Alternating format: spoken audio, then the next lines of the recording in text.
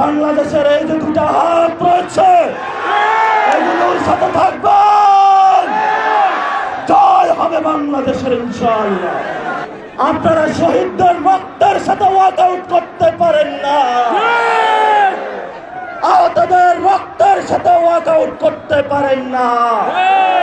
এখানে উপস্থিত হলাম, আমাদের শহীদ ভাইদের সাথে কথা হলো, আহত ভাইদের সাথে কথা হলো, কিন্তু আমরা যেটা সংবাদে পেলাম দুঃখের বিষয়, ময়মনসিংহে যেখানে অসংখ্য শহীদ রয়েছে, প্রশাসনের মধ্য থেকে যারা আওয়ামী লীগের সাথে সেই সময়ে কাজ করেছিল, বর্তমান যারা প্রশাসনে রয়েছেন তারা শহীদ ফ্যামিলির সাথে কোনো যোগাযোগ রাখছেন না, তারা আহতদের কথা শুনছেন না, তারা মাফিয়াদের নিয়ে ব্যস্ত, তারা চাঁদাবাজদের নিয়ে ব্যস্ত, তারা টোকাইদের নিয়ে ব্যস্ত।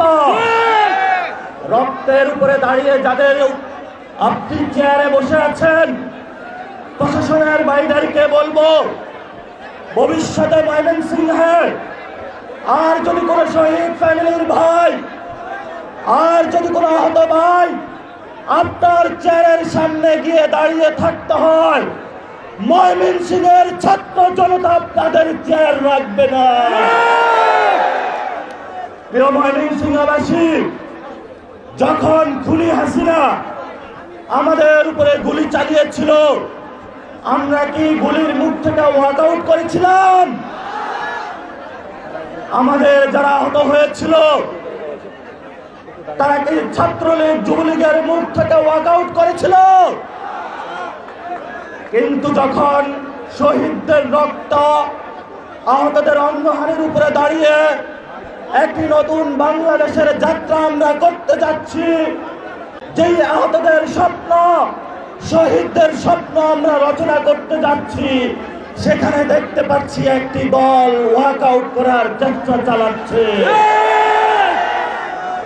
আপনারা আজকে ওয়াক আউট করেছেন, ফিরে এসেছেন, আপনাদের স্বাগত জানাচ্ছি। আপনারা শহীদদের রক্তের সাথে ওয়াক আউট করতে পারেন না, আহতদের রক্তের সাথে ওয়াক আউট করতে পারেন না। শহীদ আহতদের প্রতিশ্রুতি ছিল বাংলাদেশে আমার আপনার ভাই সুচিকিৎসা পাবে, সুশিক্ষা পাবে, বাংলাদেশে একটি নতুন রাষ্ট্র গঠন হবে। কিন্তু যখন বাংলাদেশে এই জায়গাতে আমরা একটি নতুন পদ্ধতিতে যাচ্ছিলাম, তখন আমরা প্রতিনিয়ত বাধা দেখতে পাচ্ছি।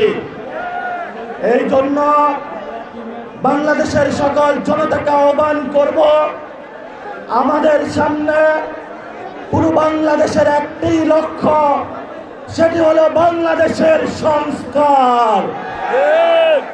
আমরা একটি স্লোগান দিয়ে থাকি, এই মুহূর্তে দরকার বিচার আর সংস্কার।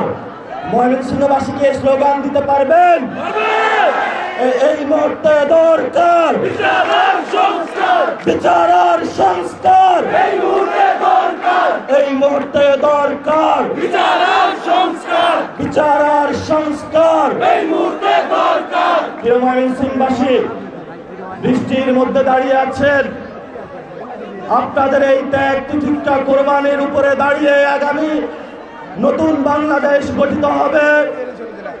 আমাদের একদিন আগে নান্দাইলের একটি পথসভায় অনেকে দাঁড়িয়েছিলেন আপনাদের ময়মনসিংহে, আপনারা অনেক কষ্ট করেছেন, আমাদের সেখানে রুট ছিল না, আমরা জেলা টু জেলা যাচ্ছি, আপনাদের কাছে আমার ক্ষমা প্রার্থী, আমরা ইনশাআল্লাহ নান্দাইলে আসব।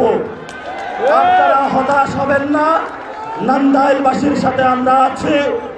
আর আপনাদের সন্তান জাভেদ রাসিন,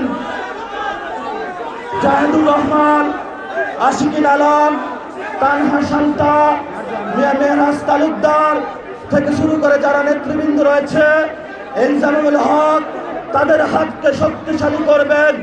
আর আপনাদের সামনে বাংলাদেশের এই যে দুটা হাত রয়েছে, এগুলোর সাথে থাকবেন।